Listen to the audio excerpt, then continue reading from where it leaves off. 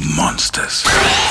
It's rare for a sci-fi franchise this deep into its legacy to ignite a new wave of genuine hype, but Alien, Earth is proving that the right creative vision, marketing, and mystery can reignite even the oldest stars in the genre sky. With FX and Disney going all in on the upcoming series, fans are buzzing, not just because it's the first Alien story set on Earth, but because it's finally delivering what many of us have long craved: new monsters. And not just rehashed Xenomorphs with shinier carapaces. We're talking entirely new species. Welcome back to your nerdy show. I'm your host, Spoiler Master. If you've been following the teasers, posters, leaks, and viral marketing campaigns, it's obvious something massive is brewing. From silhouette-heavy teasers to data files leaked via Weyland-Yutani terminals, the message is clear. Alien, Earth is going beyond facehuggers and chestbursters. So let's dive deep. These are the 5 known monsters confirmed for Alien, Earth, each more terrifying, unpredictable, and lore-expanding than anything we've seen in the franchise before. The classic Xenomorph, the return of the perfect organism. Let's start with the obvious, and honestly, we wouldn't have it any other way. The classic Xenomorph is back, sleek, deadly, utterly perfect in design and function. Since its debut in Ridley Scott's 1979 Alien, the Xenomorph has become a cultural icon of horror and sci-fi. Everything about it, from its biomechanical design by H.R. Geiger to its nightmarish life cycle, is engineered to provoke fear and Alien. Earth isn't just using the Xenomorph for nostalgia. According to teasers and leaks, this version is at the center of Weyland-Yutani's biological experiments, being used as both template and prey for what's coming next. What makes the Xenomorph so terrifying and so endlessly rewatchable is its adaptability. Born from a human, it's humanoid. Born from a dog, it's quadrupedal and faster. Born from, well, who knows what in Alien Earth, the possibilities explode. And that's the entire point of this show. Evolution through mutation. The Xenomorph is the canvas, but the monsters we're about to see are the brushstrokes of chaos.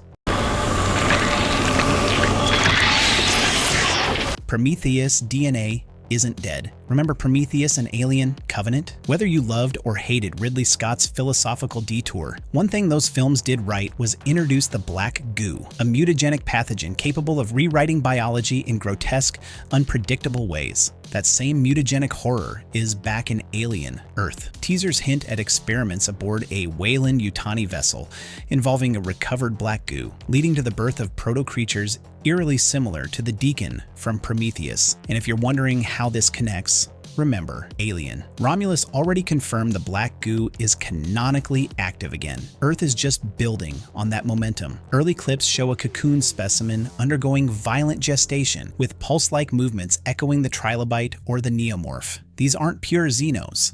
There's something rawer, untamed, proto-xenomorphs whose evolution hasn't settled into the perfect organism yet. And that instability is exactly what makes them terrifying. Unpredictable biology, erratic life cycles, and no clear rules for survival. If the black goo was a Pandora's box, Alien Earth is showing us what happens when it spills across ecosystems and civilizations. The first aerial predator in Alien lore. Now this is new. For the first time in live-action Alien history, we're getting a flying creature, dubbed the Flying Insectoid. By fans dissecting the teaser trailers, this monster is perhaps the most visually radical addition to the Alien bestiary. Resembling a hybrid between a wasp and a facehugger on steroids, it features a segmented exoskeleton, translucent wings, and a hunting behavior unlike anything we've seen in the franchise. Teaser audio includes distinct buzzing and fluttering sounds, and at one point a facehugger egg is shown torn apart, leading fans to speculate that the flying insectoid doesn't just coexist with xenomorphs, it feeds on them. If true, this introduces a completely new dynamic to the alien ecosystem: intra-alien predation. The insectoid's cocoon, revealed in one of the crate teasers, implies a larval stage and transformation cycle. This isn't a simple hunter, it's an evolving predator, possibly even a swarm-based species. For a franchise grounded in close-quarters horror, the addition of a fast-moving aerial threat is a terrifying evolution. Different life forms.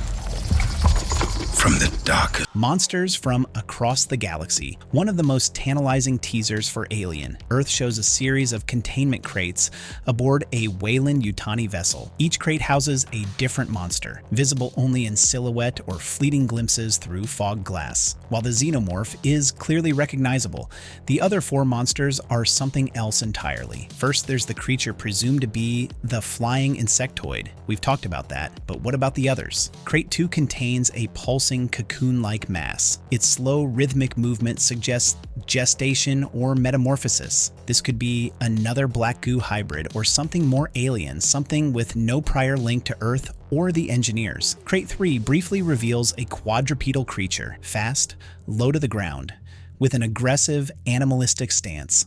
It's not a xenomorph, it's something else. A predatory alien that relies on brute strength and pack tactics. Perhaps, maybe the result of an animal host infected by unknown pathogens. Crate 4 is the weirdest of all. Strange tendrils or root-like appendages press against the containment glass, suggesting a creature that blurs the line between fauna and flora. Some fans believe this might be a parasitic entity, something plant-like, yet carnivorous, capable of spreading across environments and ensnaring both humans and aliens alike. These aren't just new monsters. They represent a paradigm shift. No longer are xenomorphs the only horror in space. Weyland-Yutani, in its endless greed, has turned into a collector of nightmares. Each creature is individually dangerous, but if they're ever unleashed together, especially on Earth, the result would be apocalyptic. Each one a unique.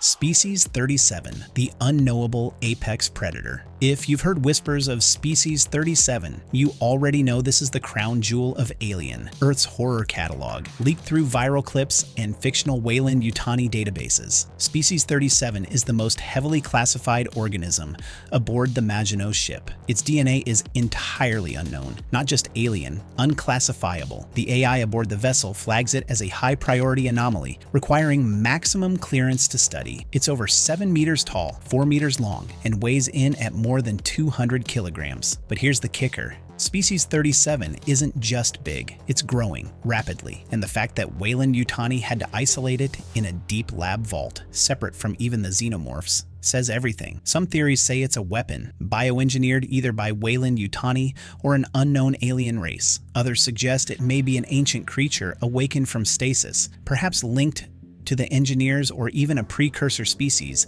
to the xenomorphs. Its classification as Species 37 implies there were 36 other attempts, and this is the one that survived them all. If the classic xenomorph is evolution's perfect predator, then Species 37 might be something worse. Evolution untethered, a creature not bound by logic or predictability. It is a mystery, even to the scientists that created or discovered it, and its escape on Earth may mark the central catastrophe of the series. A new chapter in sci-fi horror. Alien Earth isn't just about bringing the xenomorph to Earth, it's about reintroducing the horror of the unknown. These 5 monster types, the classic xenomorph, the black goo mutants, the flying insectoid, the crate-contained nightmare creatures, and the mysterious Species 37, redefine what an alien story can be. Each creature represents a different type of fear. The xenomorph is the fear of biological perfection. The proto-xenomorphs are the fear of mutation. The insectoid is the fear of being prey. The containment creatures are the fear of unpredictability. And Species 37 is the fear of the incomprehensible. With Alien, Earth, Disney, and FX seem to have cracked the code. Stay loyal to the roots of the franchise while boldly expanding the mythos. If the show delivers on even half of its potential, it could redefine sci-fi horror on television. And for the first time in years, it feels like being a fan of Alien, and yes, even Predator, is exciting again. Which of these creatures are you most excited or terrified to see in action? Let's break it all down in the comments. I'll be right there with you, digging into every trailer frame, every viral clip, and every nightmare Weyland-Yutani unleashes next. Stay alert and stay off the Maginot.